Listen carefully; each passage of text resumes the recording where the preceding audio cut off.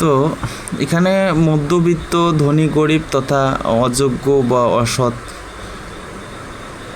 চরিত্রহীন বা খারাপ তারা সমাজে জন্য কারণ বা অনেক প্রভাব আর কি কার্যকর হয়ে থাকে। যারা সঠিক কথা বা কর্মপথ, নির্দেশনা, দক্ষতা, এই যে মানে তারা সহজে আর কি এই ব্যাপারগুলোতে জানতেছে না, আসতেছে না, প্রভাব, ক্ষমতা, কার্যকর এই যে ইগুলা। তো অলৌকিক শক্তি বা মানে আমাদের তো সেই অলৌকিক শক্তি বা জ্ঞান অর্জন বা এই ব্যাপারগুলো নেই।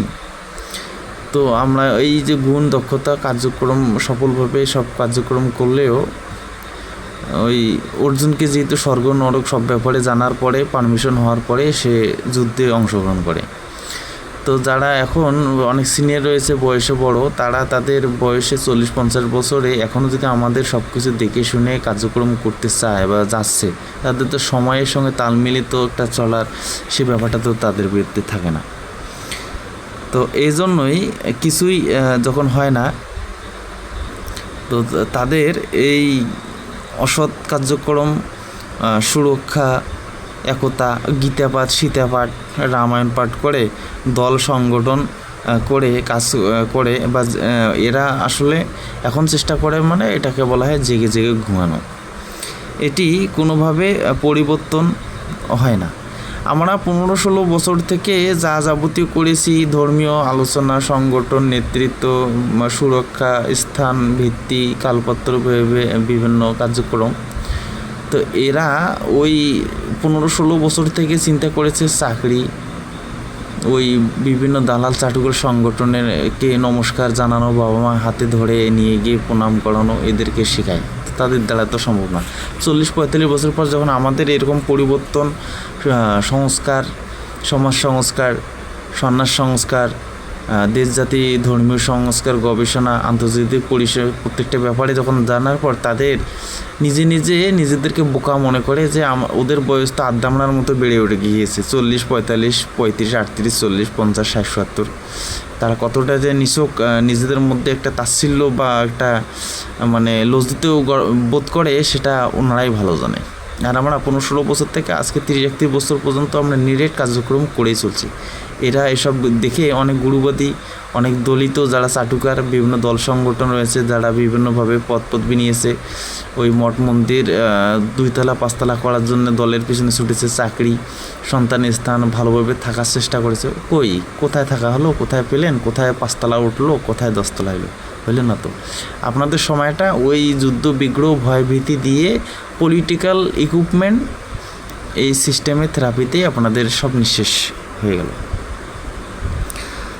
তো এজন্যই এখন ওই গুণ কীর্তন করে কোনো লাভ হবে না। এখন ভজন করার সময়ও শেষ হয়ে গেছে, কারণ সংসার 32-এর বয়সের পর সংসারে এসে তো আর ভজন কীর্তন, লীলা কীর্তন আর চলে না। নির্দিষ্ট সময় অনুযায়ী কৈশোর, যৌবন, বৃদ্ধ, এগুলো বিস্তারিত সব ধর্মীয় আচার, বিধিনিষেধ, কর্ম, সন্ন্যাস কখন কী করতে হবে সেগুলো তো মাথায় রেখে কার্যক্রম করতে হবে। ধান বানতে শিবের গীত তো গাওয়া যাবে না। এখন এজন্যই তাদের ধর্ম চিন্তা ভাবনা আসলে অনেক বড়, বা নেতৃত্ব, সমাজ ভালো, দশ সমাজ, যে এই ব্যাপারগুলো আর কি তারা এখন দেখে চমকে যায় যে আসলে এরা কম বয়সে এত জ্ঞান, দক্ষতা, বুদ্ধি কীভাবে মানে হলো। তো এই ব্যাপারগুলো সকলে জানা উচিত। হঠাৎ এখন এই যে টাকা, গুরুগিরি, একতা, কত দলমত, যে সাংগঠনিক একটা পরিচয়, নেতা, গুণী, গুরুত্ব, যে পথ প্রদর্শন করানো, অথবা দেখা গেল যে এই ভিত্তি সব আর কি, মানে এই ব্যাপারগুলোকে আমরা মনোভাবে এবং গভীর চিন্তা করে আস্তে আস্তে শিখে 10-12 বছরে বিভিন্ন গ্রন্থ, বিভিন্ন সমস্যা থেকে শিখেছি আমরা, এবং পড়ে গিয়েও উঠে ধৈর্য সহকারে আমরা সেগুলোকে প্রতিবাদ এবং এটাকে কীভাবে সমস্যাগুলোকে রুখে দেওয়া যায় সে চিন্তাগুলো করে এসেছি নিজস্বভাবে। তো যাই হোক, এগুলো আমরা আপনার 15-16 সাল থেকে এখন 26 সাল পর্যন্ত চলছে, আমরা এগুলো করে আসতেছি। কিন্তু এখানে স্বশিক্ষিত উচ্চ ফ্যামিলি এবং দেখা গেল যে মানে অনেক রয়েছে, তারা তো এত কার্যক্রম, টাকা পয়সা, উন্নয়ন, তো এসব করে কী লাভ হলো? বন্ধু বান্ধব, দেশ বিদেশ বিভিন্ন সেলিব্রিটি, নাচ গান নৃত্য, রং তামাশা, লীলা কীর্তন, খিচুড়ি খাওয়ার জন্য হোলি খেলা, এই কয়েকদিন পর জগন্নাথের রথ ধরি ঠেলো চলো, মানে এই কার্যক্রমগুলো করে যে আসলে দেশ জাতি তথা সকলের কী উপকার হয়, মঙ্গল হয়, সেটা আমার জানা নেই। আচ্ছা, এখন তারা তো নিজের ভিত্তি সামগ্রী বেশি খোঁজখবর রাখে না, তারা নিজেরাই খায়, নিজেরাই যখন বিভিন্ন সংসার অনাচারে জমি লুণ্ঠন, মায়ের ধার, গুণকুম ইত্যাদি হয়ে যায়, তখন তারা চিন্তায় পড়ে যায়। তো এই হলো ঘটনা। আসলে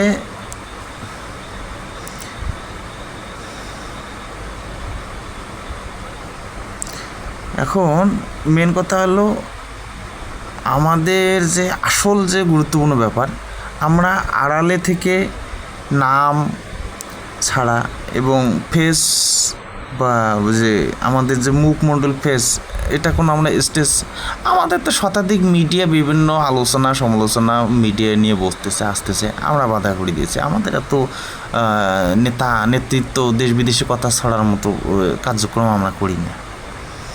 তা আমরা এই ব্যাপারটা হচ্ছে আমরা খুবই গুরুত্বপূর্ণ, এবং ক্ষমতা বা প্রভাব অডেল থাকা সত্ত্বেও এই ব্যাপারগুলোকে আলোচনা বা প্রভাব খাটানো হয় না। এটা একটা ডিপ স্টেট আমাদের নীতি আছে, গুপ্ত সিস্টেম। আরেকটা ব্যাপার হলো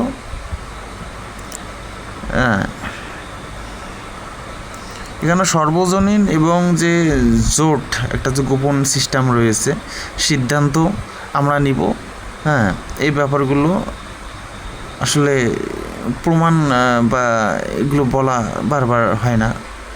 কারণ এখানে মেন সমস্যা হলো আমাদের মানে প্রত্যেকটা সেক্টরে উন্নয়ন করতে গেলে বা জয়ে গেলে তো ভয়ভীতি, এই ব্যাপারগুলোকে একটা প্রভাব খাটিয়ে একটা সিস্টেম করানো হয়ে থাকে। তা আমরা এরকম ভয় পাইয়ে দিয়েছিলাম আগে, ভয় করানো, ভয় পাইয়ে দেওয়া, তো এই ব্যাপারগুলোতে আমলাতন্ত্র পর্যন্ত কেঁপে যায়। তো ঘটনা হচ্ছে এই নীতি নির্ধারণী সিদ্ধান্ত, জোট, প্রক্রিয়াধীন সংঘ ক্রিয়া, দেশ বিদেশ, নাচ গান, যুদ্ধ, সামরিক বা অভ্যন্তরলে কিছু বাকযুদ্ধ প্রচলনা, অডেল চিন্তা করে এবং শিক্ষা বুদ্ধি, এই ব্যাপারগুলোকে মানে প্রমাণ করার নতুন করে কোনো ইচ্ছা আমাদের নেই। তো ঘটনা হচ্ছে মাথাকে ঘাটাতে হবে, শক্তিশালী করুন, মন জ্ঞান বুদ্ধি চরিত্র, এগুলোকে সুন্দর করুন, দেহকে নয়। এই হলো আজকের গুরুত্বপূর্ণ কথা।